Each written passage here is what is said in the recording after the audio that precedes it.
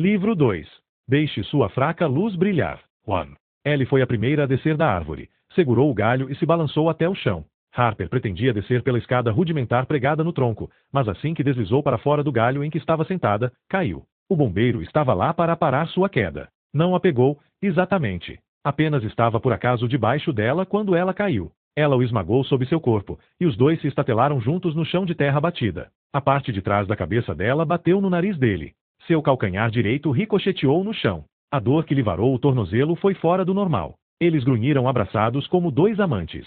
Porra, disse ela. Porra, porra, porra. Isso é o melhor que você pode fazer? Indagou o bombeiro. Estava segurando o nariz e piscando os olhos para segurar o choro. Só esse monte de porra, porra, porra sem fim? Não dá para expandir um pouco o seu vocabulário? Puta que pariu, caralho, bucana. Esse tipo de coisa. Os americanos não têm imaginação nenhuma na hora de falar palavrão. Harper se sentou, e seus ombros se sacudiram com os primeiros soluços.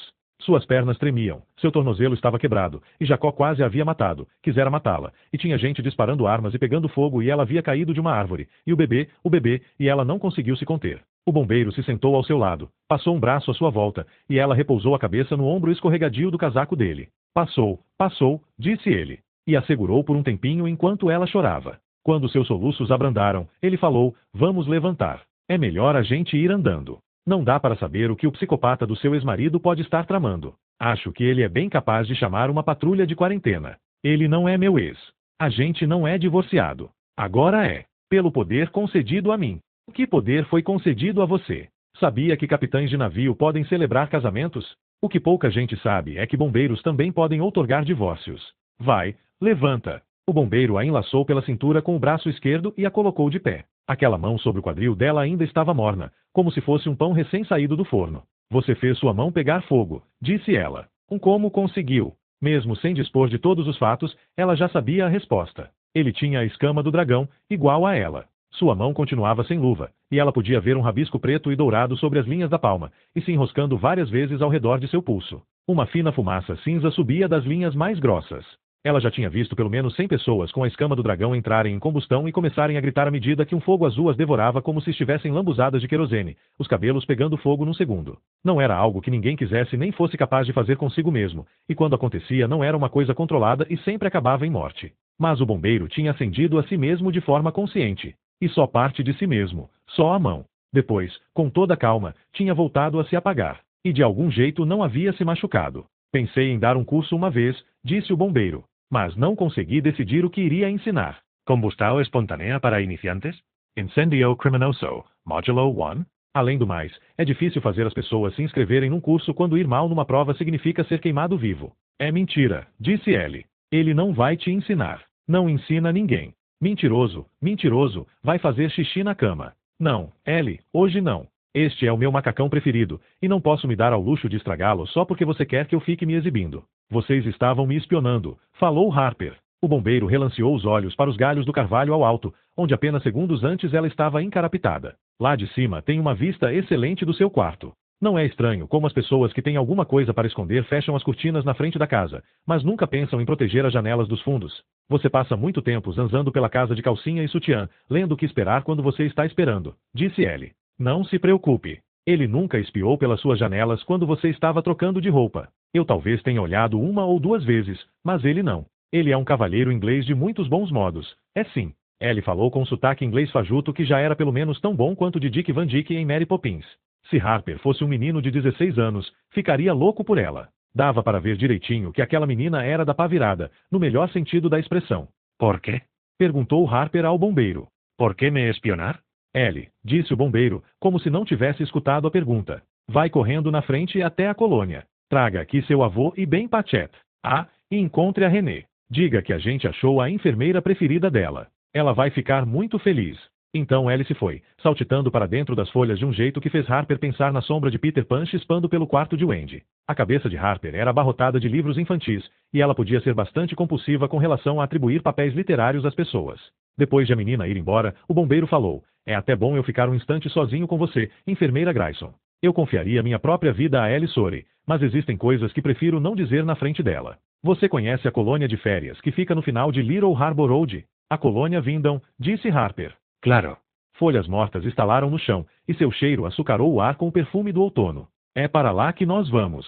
Tem um cara lá, Tom Sorey, avô de Ellie. As pessoas o chamam de Pai Sorey. Antigamente, Tom era diretor de programação na colônia. Agora ele abriu o lugar como abrigo para pessoas com a escama do dragão. Tem mais de 100 pessoas escondidas lá, e elas montaram uma sociedadezinha bem razoável. 3 refeições por dia, pelo menos por enquanto. Não sei quanto tempo isso vai durar. Não tem energia elétrica, mas os chuveiros funcionam, se você aguentar ser alvejada por água gelada. Eles têm uma escola, e uma espécie de força policial juvenil chamada Sentinelas, para vigiar a chegada das patrulhas de quarentena e dos bondes da cremação.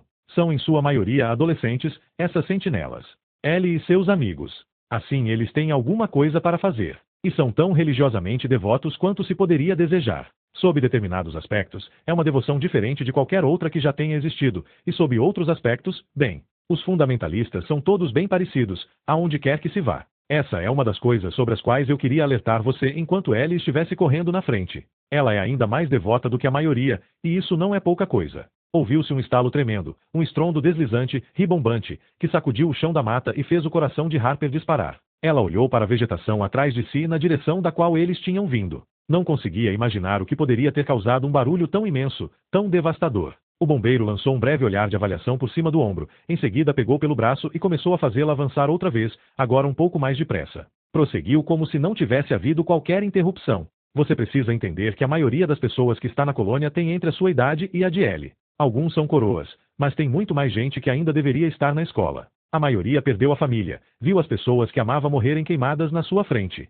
Estavam em choque quando foram parar na colônia, eram refugiados traumatizados pela tristeza, e só estavam esperando a hora de elas próprias pegarem fogo. Aí Pai Sorey e sua filha Carol, tia de Ellie, ensinaram a essas pessoas que elas não precisam morrer. Ofereceram esperança quando elas não tinham nenhuma, e uma forma muito concreta de salvação. Harper diminuiu a velocidade, em parte para descansar o tornozelo dolorido, em parte para absorver o que ele estava dizendo. Como assim? Estão ensinando as pessoas que elas não precisam morrer. Ninguém é capaz de ensinar uma pessoa com a escama do dragão a não morrer. É impossível. Se existisse algum tratamento, algum remédio, não é preciso engolir nada, disse o bombeiro. Nem mesmo a sua fé. Lembre-se disso, enfermeira Grayson.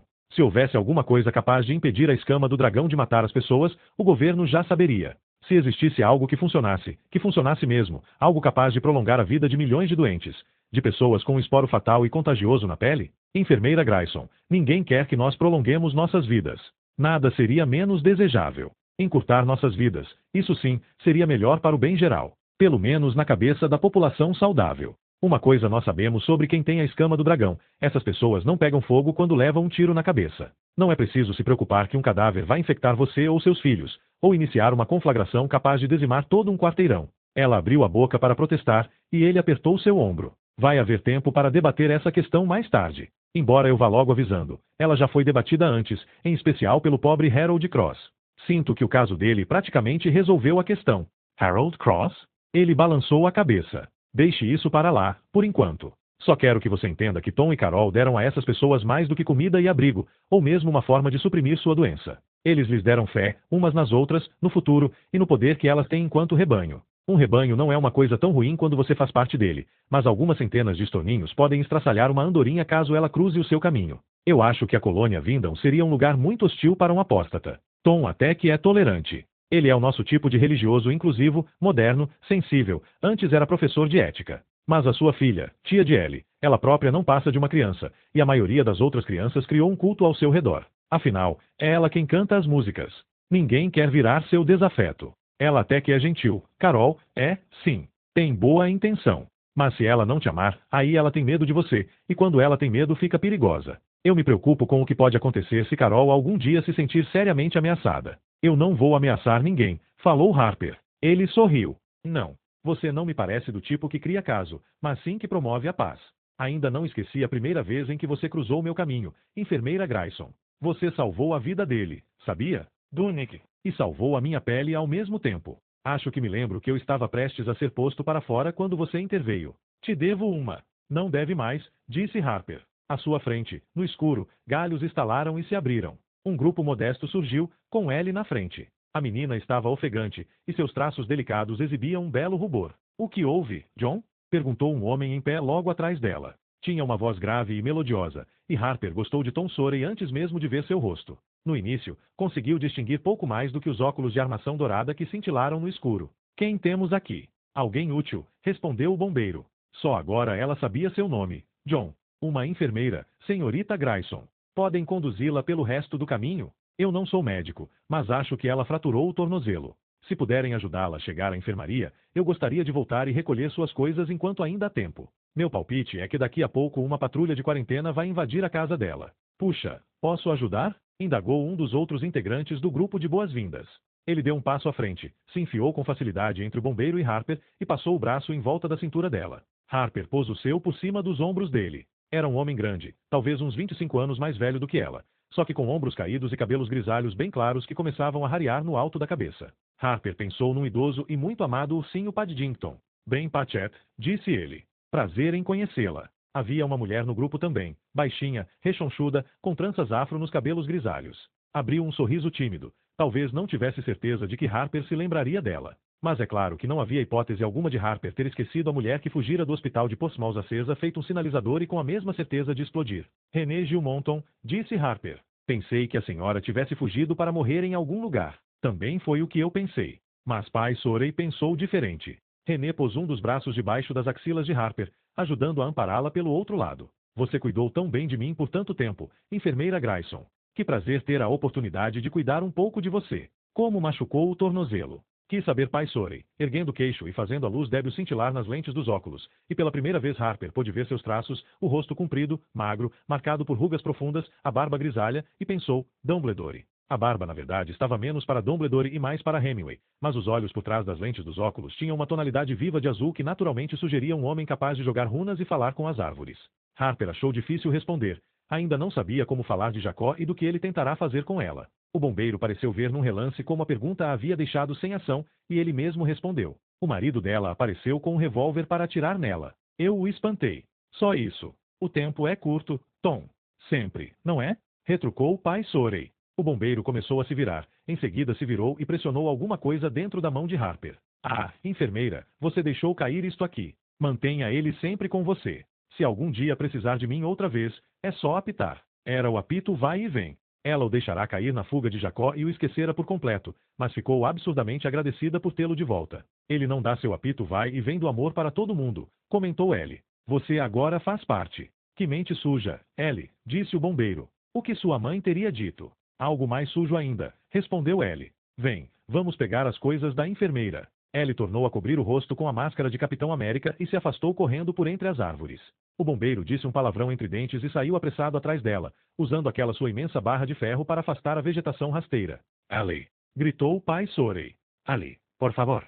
Volta aqui. Mas ela já tinha desaparecido. Essa menina não tem nada que se meter no trabalho do John, falou bem Patchett. Vá lá tentar impedir, disse René. O bombeiro. John, ele pôs fogo em si mesmo, disse Harper. A mão dele inteira pegou fogo. Como ele fez isso? O fogo é o único amigo do diabo, respondeu bem Patchett, e riu. Não é isso, pai? Não sei se ele é um diabo, retrucou o pai Sorey. Mas, se for, é o nosso diabo. Mesmo assim, eu preferiria que a Ellie não fosse com ele. Ela por acaso quer morrer que nem a mãe? Às vezes quase parece que está desafiando o mundo a tentar fazer isso. Ah, pai, disse René. O senhor criou duas adolescentes.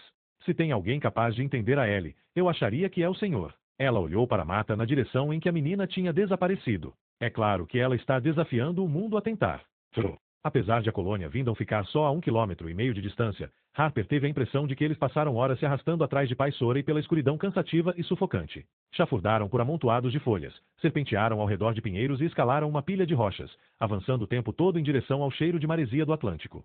Seu tornozelo latejava. Ela não perguntou onde estavam, e pai Sorey não disse. Pouco depois de começarem a andar, ele pôs algo na boca do tamanho de um ovo de gaio azul, e depois disso não emitiu som algum. Eles foram dar junto à estrada chamada Little Harbour Road, e do outro lado do asfalto ficava a entrada da colônia Vindon, um caminho de cascalho branco denso e terra arenosa. A entrada estava fechada por uma corrente presa entre dois rochedos altos e verticais que teriam se encaixado perfeitamente em Stonehenge. Depois da entrada, o terreno subia formando colinas verdes.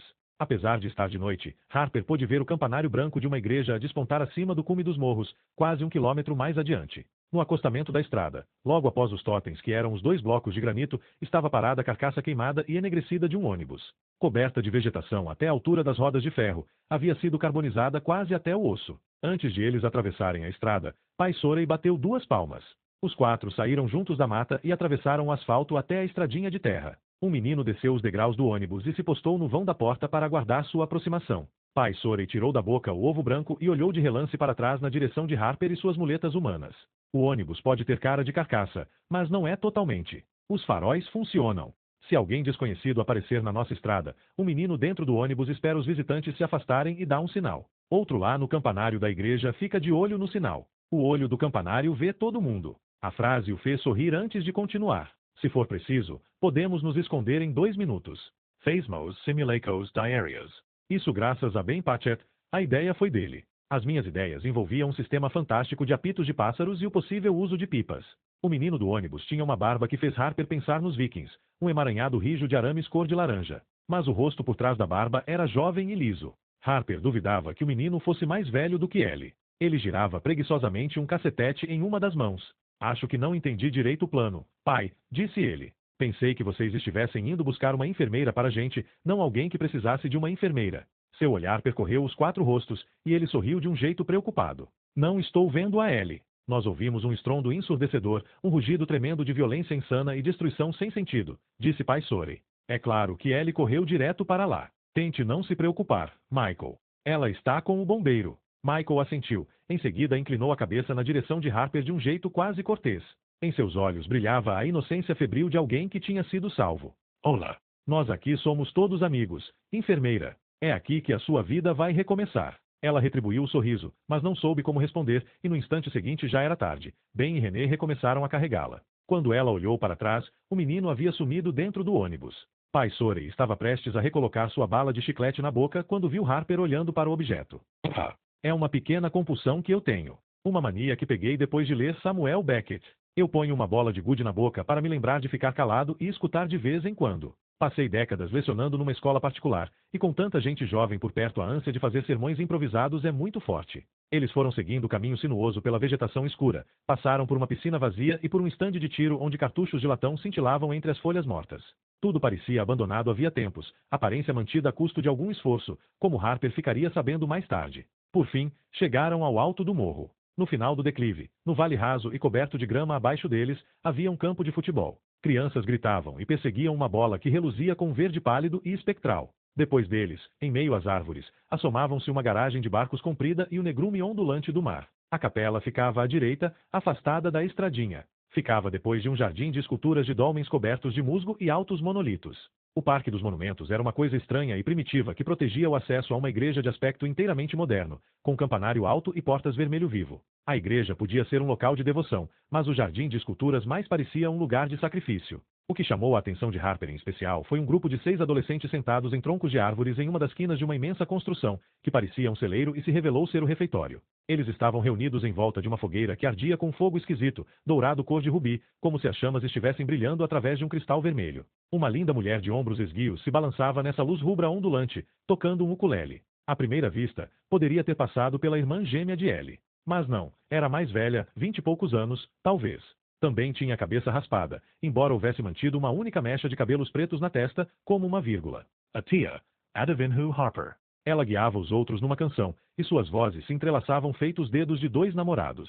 Estavam cantando uma música antiga do U2 sobre como eram um só, mas diferentes, e como iriam amparar uns aos outros. Quando Harper passou, a mulher do ukulele levantou a cabeça e sorriu, e seus olhos brilhavam como 2 moedas de ouro, e foi então que Harper viu que não havia fogueira nenhuma. Quem estava emitindo aquela luz eram eles. Eram todos tatuados com os arabescos e espirais da escama do dragão, que luziam qual uma tinta fosforescente sob uma luz negra, em matizes alucinatórios de vinho e azul. Quando eles abriram a boca para cantar, Harper viu que a luz tingia também a parte interna de suas gargantas, como se cada um deles fosse uma chaleira repleta de carvões em brasa. Sentiu que jamais tinha visto algo tão assustador nem tão belo. Estremeceu, e por um instante teve consciência do próprio corpo debaixo das roupas, e uma sensação de que dedos acompanhavam delicadamente as linhas de escama do dragão sobre sua pele. Uma súbita tontura cambaleante a fez se balançar. Eles estão brilhando, murmurou ela, com a voz meio arrastada. Sua cabeça estava ocupada pela música que eles cantavam, e era difícil fazer qualquer pensamento atravessá-la. Você também vai brilhar, prometeu-lhe Ben Patchett. No devido tempo. É perigoso. Perguntou ela baixinho. Eles podem entrar em combustão fazendo isso? Pai Sorey tirou a pedra da boca e disse: a escama do dragão é igual a qualquer outra coisa que produz fogo, enfermeira Grayson. Pode-se usá-la para incendiar um lugar, ou para iluminar o caminho rumo a algo melhor. Aqui na colônia Vindon ninguém morre de combustão espontânea. Vocês venceram a escama. Perguntou Harper. Melhor do que isso, respondeu Pai Sorey. Ficamos amigos dela. 3. Harper acordou estremecendo de um sonho ruim, torcendo a roupa de cama. Inclinada acima dela, Carol Sorey segurava seu pulso com uma das mãos. Está tudo bem. Respira. Harper acquiesceu. Estava atordoada, com os batimentos cardíacos tão acelerados que sua visão pulsava. Perguntou-se quanto tempo havia dormido. Lembrava-se de ter subido os degraus até uma enfermaria meio carregada. Lembrava-se de Ben Patchett e René Gilmonton seguindo suas cuidadosas instruções para colocar seu tornozelo no lugar e enfaixá-lo com rolos de atadura. Lembrava-se vagamente de René lhe trazendo água morna e umas cápsulas de paracetamol em gel. Lembrava-se da mão seca e fria da mulher mais velha em sua testa e de seu olhar preocupado, atento. Com o que você estava sonhando? Quis saber Carol. Consegue se lembrar? Carol Sorey tinha olhos imensos, sonhadores, e íris cor de chocolate salpicadas com as partículas douradas da escama do dragão. Fitas cor de ouro e ébano cingiam seus pulsos, e ela usava uma camiseta curta que subia e deixava à mostra cintos cruzados da escama acima de seus quadris. Aquilo a deixava com o visual de uma pistoleira gótica. Nos pontos em que a pele não tinha marcas, era tão pálida que chegava quase a ser translúcida. De tão delicada, parecia que, se Carol tropeçasse e caísse, poderia se estilhaçar feito um vaso de cerâmica. Harper sentia os seios doloridos, uma espetada de calor seco no tornozelo fraturado, e os resquícios de um sono profundo tornavam seus pensamentos confusos e lentos. Meu marido escrevia um livro. Eu deixava o livro cair. As páginas se espalhavam para todo lado. E eu acho que estava tentando colocar tudo na ordem antes de ele chegar em casa. Não queria que ele soubesse que eu tinha lido. Houvera mais coisas, e bem piores, mas o sonho já estava se afastando, saindo de cena, feito uma pedra chutada para dentro da água funda. Achei melhor te acordar, falou Carol. Você estava tremendo e fazendo uns barulhos horríveis. E bom, estava soltando um pouco de fumaça. Ah, é? Indigo Harper. Percebeu que dava para sentir um leve cheiro de algo carbonizado, como se alguém tivesse queimado algumas agulhas de pinheiro. Só um pouquinho. Carol a encarou com um olhar dolorido de quem pede desculpas. Quando você suspirou, saiu uma nuvem azul. É o estresse. Depois que você aprender a entrar para o brilho, isso não vai mais acontecer. Quando você for mesmo uma de nós, quando fizer parte do grupo, a escama do dragão nunca vai te machucar. É difícil de acreditar, mas um dia você talvez até considere a escama uma bênção. Harper ouviu na voz de Carol a crença inocente e absoluta dos fanáticos, o que a deixou consternada. Havia aprendido com Jacó a pensar em quem falava de bênçãos e fé como uma gente simplória e levemente enferma. Quem pensava que as coisas aconteciam por um motivo era digno de pena. Essas pessoas tinham aberto mão da curiosidade em relação ao universo em prol de uma história infantil reconfortante. Harper conseguia entender esse impulso. Ela própria era fã de histórias infantis. Mas uma coisa era passar uma tarde chuvosa de sábado lendo Mary Poppins, e outra bem diferente era pensar que a personagem de fato talvez pudesse aparecer na sua casa para se candidatar ao cargo de babá. Deu o melhor de si para aparentar um interesse brando, mas sua consternação deve ter ficado aparente. Carol se balançou para trás na cadeira e riu. Foi um pouco de coisa demais. Depressa demais? Você é nova aqui. Vou tentar ser suave com você. Mas vou logo avisando que por aqui os loucos mandam mesmo no hospício. O que o gato diz para Alice em Alice no País das Maravilhas? Somos todos loucos por aqui, respondeu Harper, e contra a própria vontade sorriu. Carol acquiesceu. Meu pai queria que eu a levasse para dar uma volta, mostrar a colônia. Todo mundo quer conhecer você. A gente está atrasada para o almoço, mas Norma Eald, que administra o refeitório, prometeu manter a cozinha aberta até a gente comer. Harper levantou a cabeça e estreitou os olhos em direção à janela.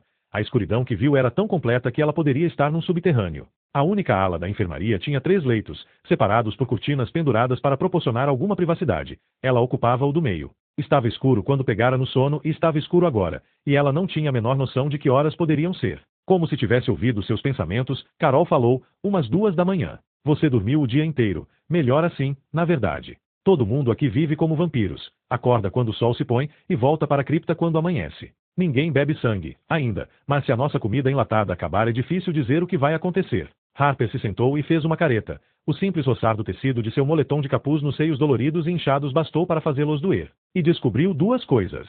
A primeira foi que uma das cortinas estava aberta, e havia um menino sentado na cama de campanha ao lado da sua, um menino que ela reconheceu, um menino de cabelos escuros encaracolados e traços delicados de elfo. Da última vez que o vira, ele estava tendo uma crise aguda de apendicite, e tinha o rosto melado de suor. Não era exatamente assim. Supunha que o tivesse visto mais recentemente. Com certeza era ele quem fora à porta de sua casa com Ellie usando a máscara do tigre da Kellogg's.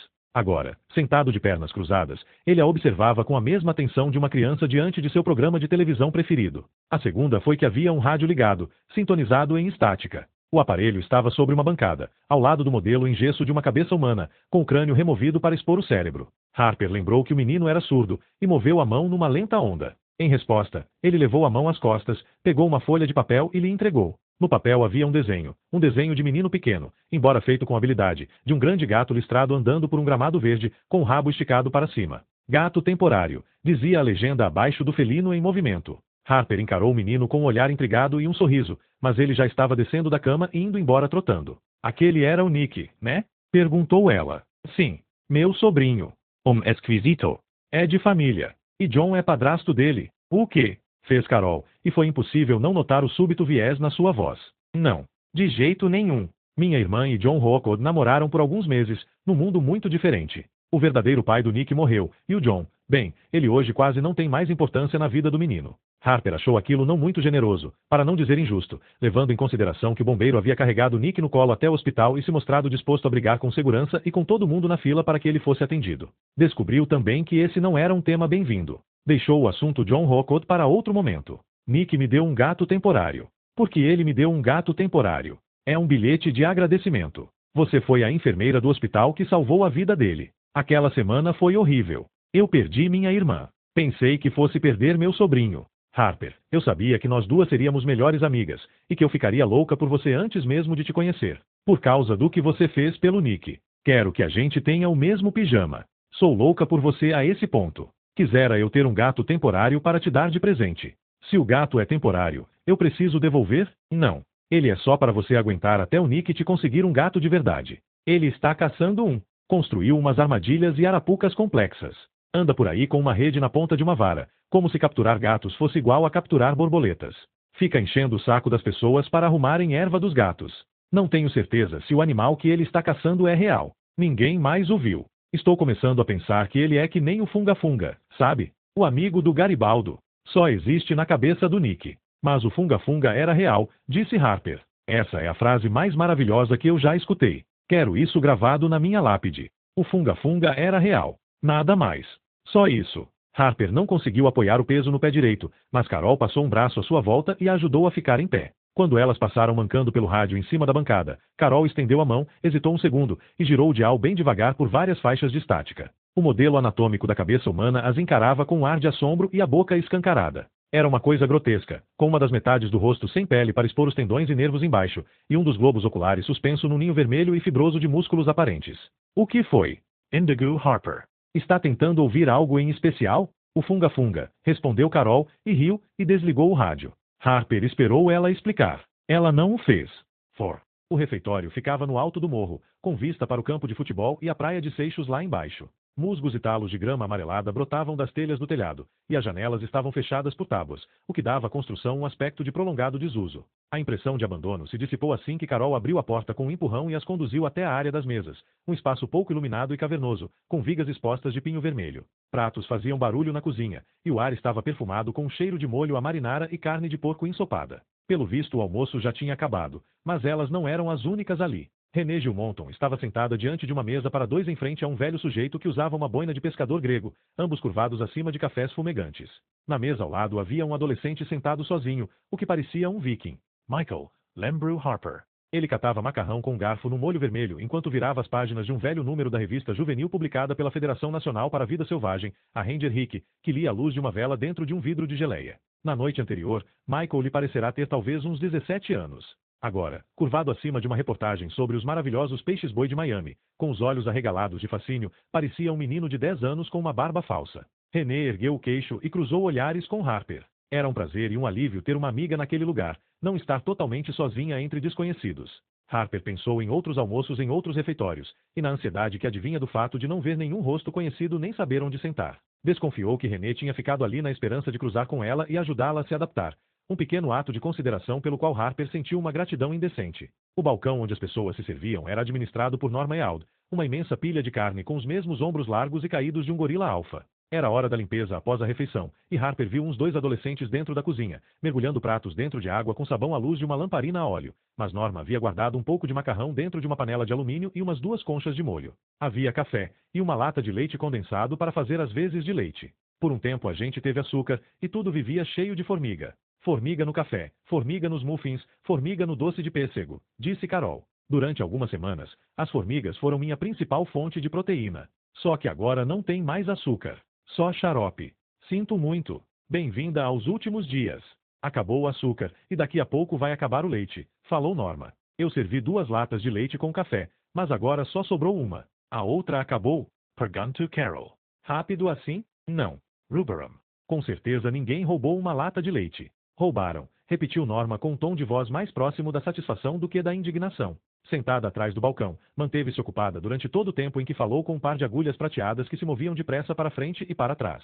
Estava tricotando um imenso e disforme tubo de fio preto que poderia ter passado por uma camisinha para o King Kong. Harper e Carol foram até a mesa de Michael, e Carol fez um gesto para René e o cara mais velho se aproximarem. Sentem aqui com a gente, vocês dois. Podemos dividir a Harper, todos nós. Tem bastante para todo mundo. Eles se acomodaram ao redor da mesa, esbarrando os joelhos uns nos outros. Harper ergueu a mão para pegar o garfo, mas Carol segurou seus dedos antes de ela conseguir alcançar o talher. Antes de comer, vamos dar a volta no círculo e dizer uma coisa pela qual sentimos gratidão, disse ela, inclinando-se mais para perto de Harper e usando um tom confidencial. Às vezes essa é a melhor parte da refeição. Vai fazer mais sentido depois de você provar a comida. Nós já lanchamos, mas não me importo de fazer os agradecimentos com vocês, disse o velho, que ainda não fora apresentado. René apertou a outra mão de Harper, e ficaram todos sentados em roda, inclinados em direção à luz da única vela, como um grupo reunido para uma sessão espírita. Vou começar, disse Carol. Agradeço pela mulher sentada ao meu lado, que salvou meu sobrinho quando ele teve apendicite. Agradeço por ela estar aqui, e por eu ter a chance de lhe mostrar quanto estou grata. Agradeço pelo bebê dela, porque bebês são sensacionais. Parecem umas linguicinhas roliças com rostos. O sujeito mais velho falou com a cabeça baixa e os olhos semicerrados. Eu também agradeço pela enfermeira, porque 124 pessoas precisam de muitos cuidados e eu estou sobrecarregado há meses. Sou o único nesta colônia responsável pelos cuidados médicos desde o final de agosto, e tudo que sei é o que aprendi na Marinha. Não quero dizer quanto tempo faz desde que estudei para entrar para o Corpo de Saúde, mas na época eles tinham acabado de eliminar o uso de sanguessugas. Quanto a mim, acho que aquilo por que mais agradeço é estar num lugar onde as pessoas me amam, disse Michael. Pessoas como tia Carol e pai Sorey. Eu faria qualquer coisa por eles, para manter este lugar seguro. Já perdi uma família. Preferiria morrer a perder outra. Eu agradeço por ter almoçado comida quente, falou René, mesmo que tenha sido um ragu de apresuntado. Também agradeço pelo fato de esta colônia ter um exímio pescador como Dom Leviston, e vou agradecer mais ainda quando chegar de novo a minha vez de pescar. Ela meneou a cabeça para o homem mais velho. Então olhou de lado para Harper e tornou a falar. E agradeço muito por encontrar minha amiga do hospital de Portsmouth, que passava 18 horas por dia entre os doentes assobiando músicas da Disney e tentando manter o astral de milhares de pacientes doentes e aterrorizados. Toda vez que ela entrava no recinto, sentia que as nuvens se abriam depois de um mês inteiro nublado. Ela me fez querer seguir em frente quando não havia mais nenhum outro motivo. Harper não teve certeza de que conseguiria encontrar a própria voz. Foi pega de surpresa por uma emoção inesperada. Nos dias em que trabalhava no hospital de Portsmouth, sentia-se tão útil quanto o vaso de hortelã de René, e o fato de ouvir alguém lhe dizer o contrário a pegou despreparada. Por fim, conseguiu falar. Eu agradeço pelo simples fato de não estar mais sozinha. Carol apertou seus dedos. Eu agradeço muito por fazer parte desta roda. Somos todos vozes do mesmo coro, e juntos entoamos nosso obrigado. E por um instante aconteceu outra vez. Uma luz pulsou nos olhos de Carol, e suas íris se transformaram em anéis de luz verde espectral. Os olhos de Michael também se acenderam, e Harper viu um arrepio brilhante de partículas vermelhas e douradas percorrer as curvas da escama do dragão em seus braços nus. Soltou a mão de Carol como se tivesse levado um choque físico. Mas então a estranha luz sumiu, e Carol a encarou com um ar travesso. Assustei você, né? Mas vai se acostumar. Um dia também vai acontecer com você. É meio assustador, disse Harper. Mas também bem, parece magia. Isso não é magia. É um milagre, disse Carol, como alguém que identifica a marca de um carro novo. Isso é um Miata. O que acontece quando vocês acendem assim? Quis saber Harper. Algo então lhe voltou à memória, e ela olhou para René com uma expressão que foi quase de acusação. É a mesma coisa que aconteceu com a senhora no hospital. A senhora fugiu correndo coberta de luz. Todo mundo pensou que fosse explodir. Eu também pensei, falou René. Esbarrei nisso por acidente. Eles chamam de entrar para o brilho. Ou para a rede, disse Michael. Mas acho que só o pessoal da minha idade diz isso. Muitos amigos meus brincam dizendo que é só mais uma rede social. Só que eles meio que não estão brincando. Você provavelmente entende que a escama do dragão reage mal ao estresse, disse Carol. Dom Leviston, o velho, riu. É um jeito de dizer as coisas. É porque ela sente o que você sente, continuou Carol. Esse é um conceito muito poderoso. Fico surpresa que mais pessoas não tenham seguido essa linha de raciocínio para ver aonde ela vai dar. Se você conseguir criar uma sensação de segurança, bem-estar e aceitação, a escama do dragão vai reagir de um jeito bem diferente, fazendo você se sentir mais vivo do que jamais se sentiu. Vai tornar as cores mais nítidas, os sabores mais pronunciados, as emoções mais fortes. É como ser incendiado pela felicidade. E você não sente só a sua felicidade. Sente também a de todos os outros. De todo mundo à sua volta. Como se todos nós fossemos notas sendo tocadas juntas num único e perfeito acorde. E você não pega fogo, disse Michael, torcendo a mola cor de laranja da barba. Não parece possível, falou Harper.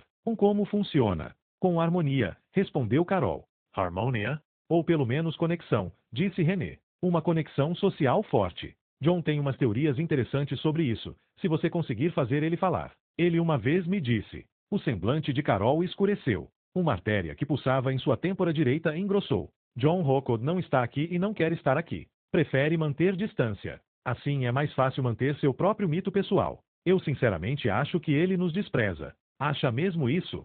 Indigo René. Nunca tive essa impressão. Eu diria que ele cuida de nós.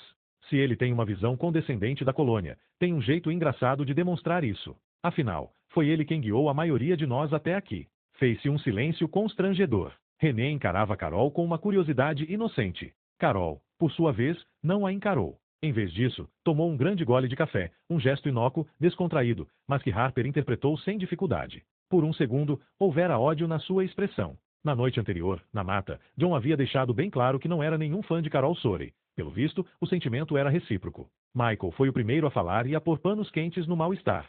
O jeito mais fácil de entrar para o brilho é cantar. Todo mundo, a colônia inteira, se reúne na igreja diariamente depois do café da manhã para uma grande cantoria, e a gente sempre brilha. Você também vai brilhar. Talvez não aconteça de primeira, mas você não deve desistir. Quando acontece, é como se alguém tivesse te plugado numa pilha gigante. Como se todas as luzes da sua alma estivessem se acendendo pela primeira vez na sua vida. Os olhos dele exibiam uma expressão brilhante e quente que fez Harper sentir vontade de checar se ele estava com febre. Na primeira vez em que eu entrei para o brilho, não fazia a menor ideia do que estava acontecendo comigo, contou René. Dizer que eu fiquei surpresa é um eufemismo, enfermeira Grayson. É melhor a senhora começar a me chamar de Harper, disse ela. Não acrescentou que agora não se chamava mais Grayson. Esse era o sobrenome de Jacó, e ela sentia que deixará tudo que tinha relação com Jacó para trás, lá na mata. Seu sobrenome de solteira era Viloves, derivado de vilo, salgueiro. Ela sentirá saudade do jeito como ele se desenrolava em sua língua, e pensar no seu antigo sobrenome lhe sendo devolvido foi como uma outra escapatória, uma escapatória bem mais agradável e pacífica do que o seu salto pela janela do quarto. Harper, disse René, ensaiando o nome. Sorry. Não sei se vou conseguir me acostumar, mas vou tentar. Bem, Harper, eu estava lendo para as crianças. Estávamos lendo A Fantástica Fábrica de Chocolate, e parei para cantar a música The Candyman do filme. Algumas das crianças sabiam a letra, e começaram a cantar comigo. Foi um momento tão legal, de tanta paz, que eu esqueci que estávamos todos doentes. Tive aquela sensação liquefeita de fascínio que dá quando a gente fica na frente de uma fogueira depois de tomar uns tragos. E de repente as crianças começaram a gritar. O tempo começou a passar viscoso e lento. Lembro que uma das crianças derrubou meu vaso de hortelã da minha mesinha de cabeceira, e foi como se eu tivesse tido meia hora para estender a mão e aparar sua queda. E quando fiz vi que meu braço inteiro estava banhado de luz. Achei aquilo tão lindo que não fui capaz de ficar aterrorizada. Mas aí alguém deu um grito agudo. Se afasta dela, ela vai explodir. E na mesma hora pensei, vou mesmo. Vou explodir feito uma granada. Às vezes eu acho que as pessoas ficam um pouco mais sugestionáveis quando entram nesse estado. O brilho. Então saí correndo o mais depressa que pude, levando meu pé de hortelã. Passei direto por 2 duplas de seguranças e por meia dúzia de médicos e enfermeiros. Passei pelo estacionamento e cheguei à campina ao sul do hospital. Quando pisei na campina, pensei que fosse tocar fogo no capim, mas não. A luz levou um tempinho para se apagar, e depois fiquei me sentindo trêmula e embriagada. Embriagada? Ah, sim, disse Dom Leviston. Quando você entra para o brilho, fica bem doidona. Principalmente nas primeiras vezes. Esquece até o próprio nome. Esquece o quê? Muitas pessoas esquecem o próprio nome na primeira vez, disse Carol. Eu acho isso a parte mais linda de todas. Tudo aquilo que você acha que te define é removido feito um embrulho de Natal. O brilho te reduz à sua parte mais verdadeira, à sua melhor parte, a versão de você que vai mais fundo do que um nome ou do que o time de futebol para o qual você torce. E você adquire consciência de si mesmo como apenas uma folha numa árvore, e todos aqueles que você conhece e ama são as outras folhas. Um salgueiro, pensou Harper Willows, e estremeceu. Na primeira vez em que entrei no coro, esqueci o rosto do meu pai, o som da voz da minha mãe, e o nome do navio no qual passei os últimos 20 anos, disse Dom Leviston. Quis beijar todo mundo que eu via. Ah, e fiquei generoso pra caramba. Lembro que foi na capela, depois de uma bela cantoria. Eu estava sentado ao lado de uns dois caras jovens, quase explodindo de vontade de dizer a eles o quanto os amava, e tudo que consegui pensar em fazer foi tirar as botas e tentar lhes entregar. Um pé para cada um, assim eles sempre teriam algo que os fizesse lembrar de mim. Eles riram da minha cara feito adultos tirando sarro de um pirralho que acabou de tomar a primeira cerveja. Por que a senhora não voltou para o hospital? Perguntou Harper a Renee. Depois de entrar para o brilho? No começo nem pensei nisso. Simplesmente não estava raciocinando direito. Continuava segurando meu pé de hortelã, e me ocorreu que o lugar dele não era dentro de um vaso, que era cruel deixar ele num vaso. Senti vergonha por todos os meses em que o mantivera prisioneiro. Entrei bem dentro da mata e fiz uma agradável e silenciosa cerimoniazinha de plantio. Então fiquei sentada com meu pé de hortelã e a cara virada para o sol, praticamente mais contente do que jamais me sentirá na vida. Acho que eu pensava que fosse começar a fazer fotossíntese junto com a minha planta. Em determinado momento, ouvi um galho se partir, abri os olhos, e me deparei com o Capitão América e o tigre da Kellogg's. E sabe de uma coisa? Não fiquei nem um pouco surpresa em ver os dois. Pela lógica, um super-herói e um menino tigre pareciam ser exatamente a parte seguinte do meu dia. Ellie, disse Harper. E Nick? Nick? E ele? Como pode participar das suas cantorias e brilhar junto com vocês se ele não escuta? Os outros se entreolharam e romperam numa gargalhada feliz, como se Harper tivesse dito algo muito espirituoso. Nick é um talento nato, disse Carol. Ele conseguiu brilhar antes mesmo de mim. Mas por quê? Por que é tão fácil para ele entrar para o brilho? Isso é uma pergunta que nenhum de nós é capaz de responder. Segundo ele, o fato de ele não conseguir ouvir música não significa que a escama do dragão não consiga. Meu pai diz que é outro milagre. Ele acredita muito em milagres. Acho que eu também. Vem, Harper, quero te mostrar o resto da colônia. Se quiser uma muleta, te empresto meu ombro, falou Michael. Na saída, eles pararam para depositar a louça suja num latão de água cinza com sabão, e Harper olhou de relance para os dois adolescentes que trabalhavam na cozinha. Eles estavam secando copos à mão enquanto ouviam rádio. Um rádio sintonizado em estática. 5. No vale, as crianças perseguiam outra vez uma bola de futebol, e a bola verde espectral corria para lá e para cá, como um fogo-fato que fumou crack. Não sei como vamos conseguir cansá-los quando começar a nevar, comentou Carol. O que acontece quando neva? O Sr. Patchett disse que vamos ter que tomar mais cuidado com a nossa movimentação fora da colônia, disse Michael. Se deixarmos rastros, alguém poderia ver de cima. Não estou ansioso para quando essa parte do inverno chegar. Quando você chegou aqui na colônia, Michael? Quis saber Harper. Depois que as minhas irmãs morreram queimadas, respondeu ele sem qualquer vestígio de abalo. Elas queimaram juntas. Ainda estavam abraçadas quando eu as apaguei. Uma bênção, acho eu. Elas não morreram sozinhas. Tiveram uma a outra para se reconfortar. Foram embora deste mundo, mas eu as ouço sussurrar para mim no brilho. Às vezes, quando estou no brilho, eu poderia jurar que sinto minha irmã bem do meu lado, tão perto que eu poderia repousar a cabeça no seu ombro como costumava fazer, disse Carol. Quando nós brilhamos, eles todos voltam, sabe? A luz que produzimos juntos revela tudo que já foi perdido para a escuridão. Harper reprimiu Calafrio. Quando eles falavam sobre o brilho, todos exibiam a mesma felicidade descomplicada de Alto Matos.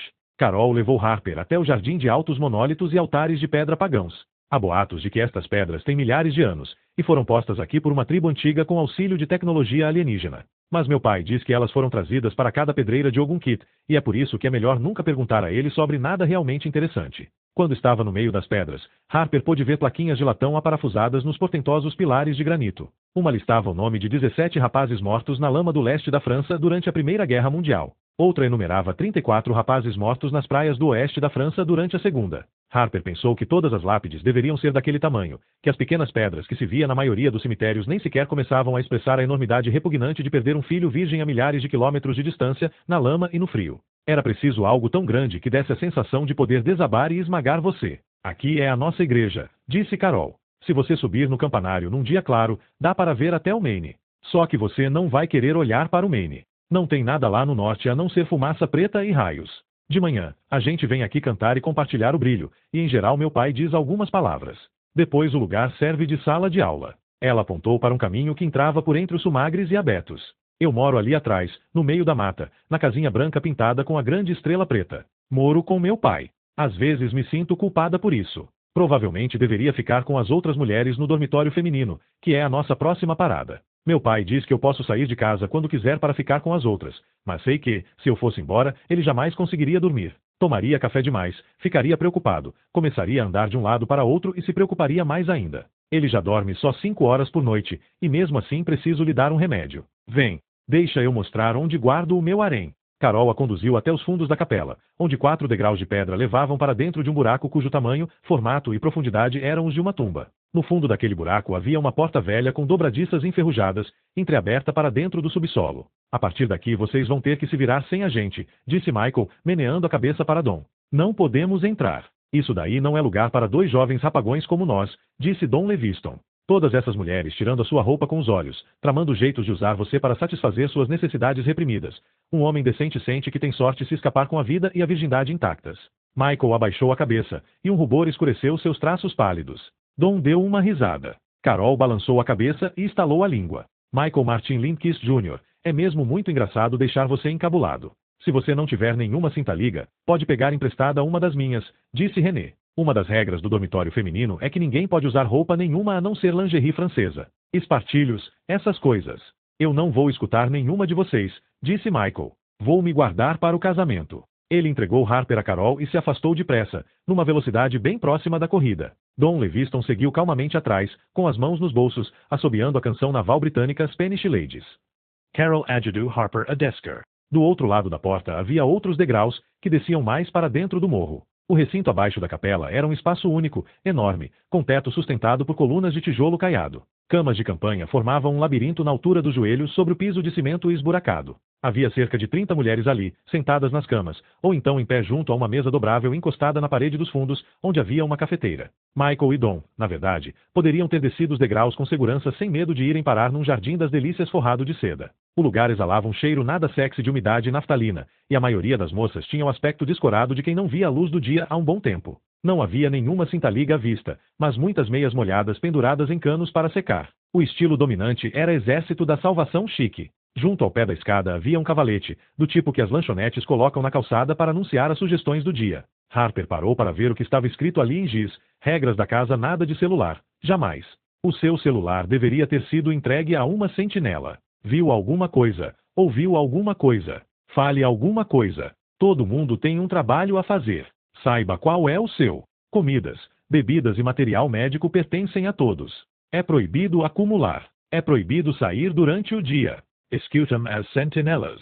Isso pode salvar sua vida. Não saiam da colônia sem primeiro falar com uma sentinela. Armas são terminantemente proibidas. Segredos também. A segurança é problema de todos. Haja como se todo mundo dependesse de você. Porque depende mesmo. Rápido, disse Carol. Qual é a sua música preferida, a celebridade por quem você é apaixonada e o nome do seu primeiro animal de estimação? You've got a friend in me, Evan McGregor, principalmente por causa de Moulin Rouge, e meu primeiro animal de estimação foi um senalzê chamado Bert, porque ele era preto feito fuligem e me fazia pensar nos limpadores de chaminé de Mary Poppins. Carol subiu numa cadeira, limpou a garganta com um tossido e acenou com um dos braços acima da cabeça para chamar a atenção das presentes. Ei, todo mundo! Esta aqui é a Harper. Ela é a nossa nova enfermeira. You've got a friend in me, Ewan McGregor e Schnauzer Chamado Bert. Vamos dar um viva bem forte para a enfermeira Harper. Sua fala foi seguida por uma mistura de vivas, aplausos e boas-vindas. Ellie Sorey jogou um sutiã na cabeça de Harper. Alguma outra pessoa gritou: Harper de quê? Carol abriu a boca para responder, mas Harper falou primeiro. Willows, Gritu, Hopper Willows. E arrematou para si mesma, em voz mais baixa. De novo. Pelo visto. Carol conduziu Harper por um caminho sinuoso entre as camas até uma delas, bem arrumada e localizada próximo ao centro da sala. A bolsa de lona de Harper já tinha sido posta sobre o travesseiro. Ela abriu a fivela e olhou dentro da bolsa. Suas roupas tinham sido recolhidas e arrumadas em pilhas bem feitas. Por cima do resto estava a mãe portátil. Harper dobrou seu gato temporário e o pôs dentro da capa do livro. O primeiro bicho de estimação do seu filho. Eu deveria agradecer ao Sr. Hawkwood por ter recolhido minhas coisas, disse ela, só lembrando depois de as palavras lhe saírem da boca que pelo visto o bombeiro não era o tema preferido de Carol Sorey. Como já era tarde, porém, concluiu num tom leve. Onde eu poderia encontrá-lo? Dessa vez não houve nenhum olhar de raiva ou desprezo. Em vez disso, Carol a encarou com uma expressão suave, quase vazia, então lhe deu um soquinho de leve no braço. Vamos lá para fora outra vez. Vou mostrar para você. Mesmo com a ajuda de Carol, quando elas subiram os degraus em direção à noite, o tornozelo de Harper rangeu dolorosamente. A temperatura havia caído.